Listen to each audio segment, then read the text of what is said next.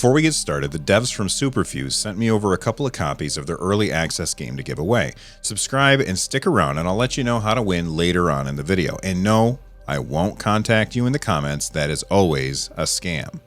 All right, I've got a question for you. Which do you think is worse when it comes to Steam Deck compatibility? Third-party launchers or anti-cheat software? Let me know down in the comments, and if you can't decide, just leave your favorite emoji for the engagement. When Valve launched Steam back in 2003, 20 years ago, it wasn't pretty.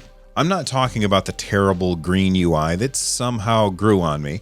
I'm talking about the customer reception. You see, it was pretty weak in the features department, so most people ignored it. But basically, Valve knew that Half-Life 2 was amazing and we would tolerate their stupid, buggy software. So in 2004, they packed it in. They iterated on it over the last 2 decades, and it turned out to be one of my favorite ways to play PC games. Now, for years, the only 2 launchers that I would allow on my PC were Steam and the Battle.net launcher. Origin and Uplay didn't really add anything to my gaming experience, and the Epic Games Store I only boot up to claim free games that I end up never playing. I don't think I've ever even purchased a game there. Now, it isn't really that launchers were bad or they did anything to harm me, but I just didn't like every company having nonsense installed on my PC in order to advertise me, because that's essentially all they do. All this is to say that even without the Steam Deck, I have never been a fan of third-party launchers. But you know what I am a fan of? HelloFresh. And Factor is now owned by HelloFresh. And this means an even wider array of meal plans to choose from. There's something for everyone. Too busy to cook? With Factor, you can skip the trip to the grocery store and skip the chopping and the prepping and the cleanup. Factor's fresh, never frozen meals are ready in just 2 minutes. So all you have to do is heat and enjoy. I don't know about you, but there's lots of times we get busy and decide that rather than cook, we'll just order takeout, which is terrible for you. If you want to cut back on takeout, get Factor instead. Not only is Factor cheaper than takeout, but meals are ready faster than restaurant delivery, or where I live and nobody delivers, I don't have to go out and pick up the food. Get Factor and enjoy clean eating without the hassle. Simply choose your meals and enjoy fresh meals delivered right to your door, ready in 2 minutes, no prep, no mess, just food. Factor also makes mealtime flexible. So if you really like chicken and mashed potatoes, but somebody else really prefers to have Italian pasta, you can both get what you want. Head to Factor75.com or click the link below and use NerdNest50 to get 50% off your first Factor box. That's Factor75.com and use my promo code NerdNest50 for 50% off. Anyway, now that Steam Deck is my go-to way to play PC games, launchers and anti-cheat have become even worse. Perhaps even the bane of the Deck's existence.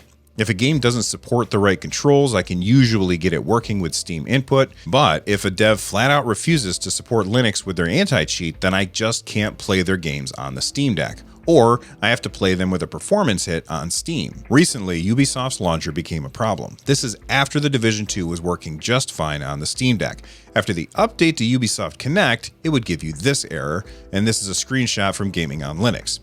Ubisoft Connect has detected an unrecoverable error and must shut down. And then it created a crash dump. Now, since then, Valve was able to make an update to Proton, which is their compatibility layer for running Windows games on Linux. So if you select Proton Experimental under the gear icon, properties, and then compatibility, Ubisoft games running into this particular issue should be okay. EA recently did the same thing. They updated some launcher, which broke a bunch of games, and Valve had to go through and fix it for them. And before that, BioShock was working just fine on the deck, and then 2K Games threw a launcher on it, which broke things. Again, Valve updated Proton, or I ended up switching to Proton GE. I'm not sure which happened at this point, but I was able to play the game. Now, on one hand, these games were not made with Linux in mind. Ubisoft, EA, and 2K never said that they were going to support Linux, as far as I know. But at the same time, what if you were watching one of my videos and I'm playing Game X and I'm telling you how great it is? You turn around and buy that game based on what I said. And then later, the game is patched and suddenly doesn't work on the Steam Deck anymore. You bought the game thinking that it was going to work. Hell, it may even have been playable at the time that you purchased it, but then it breaks. Well, this situation seems to be happening more and more often these days. Thankfully, Valve is able to keep up, but what happens when they can't? Another issue with launchers is that they stay running in the background sometimes. Now, you can quit them sometimes, but sometimes they are required to keep the game running.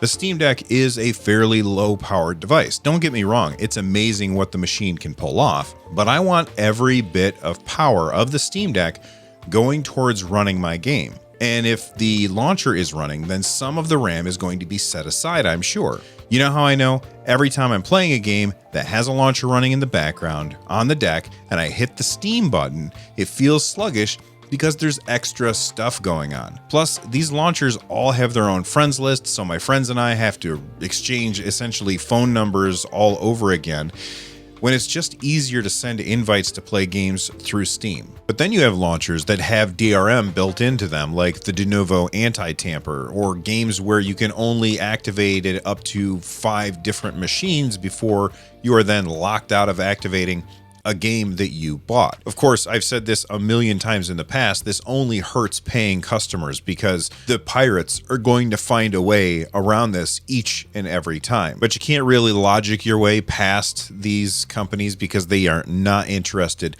in hearing the good reasons why these things are bad. So I think we can all agree that launchers are a fairly terrible experience that nobody wants except the publishers. So why is it that every company seems to want to have a launcher? Well, it's so that they can advertise at you. These launchers don't actually offer any real benefit to you.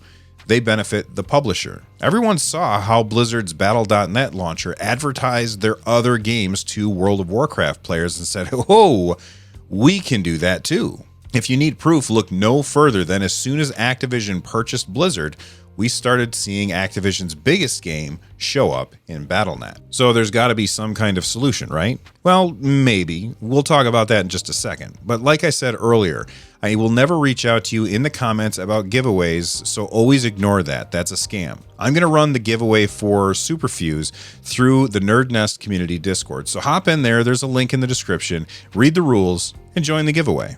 All right, so what is it that we can do in order to get away from these launchers? There are ways around third-party launchers. Sometimes you can add a little command code in there in order to get rid of the launcher, but it doesn't always work, and some of these workarounds come with a few caveats. First of all, we can depend on Valve and the people working at GE Proton. Is that one person or is it more than one person? I don't know. It doesn't matter.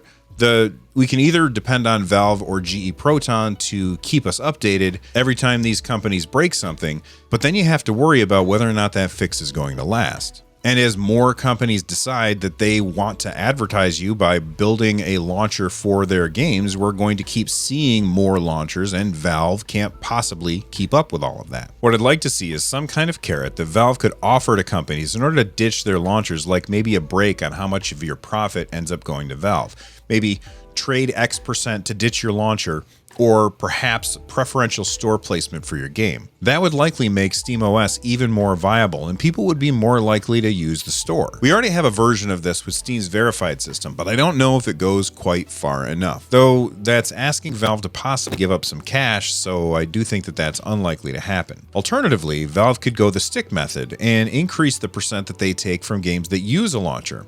Though either of these solutions is likely to bring in government attention, something that I'm sure Valve is eager to avoid. The real solution is from us. Maybe we should just not play these games. I know that's not the solution that people want to hear, but we could vote with our wallet. And when devs try and force software that we don't want on our PC or our Steam Deck, we could tell them, take a hike. With something like 50,000 games on Steam and over 7,000 of those verified or playable on deck, it isn't like we don't have something else to play. Or we could just live with it like we did with Steam. And that turned out okay, didn't it? Speaking of things that turned out okay, these folks took a chance at supporting me by becoming YouTube members or patrons, so I want to say thank you to them. I also want to thank Factor for sponsoring this episode, and make sure you check out their link in the description and order your meals today. From the NerdNest, I'm Bill. Stay rad, everyone.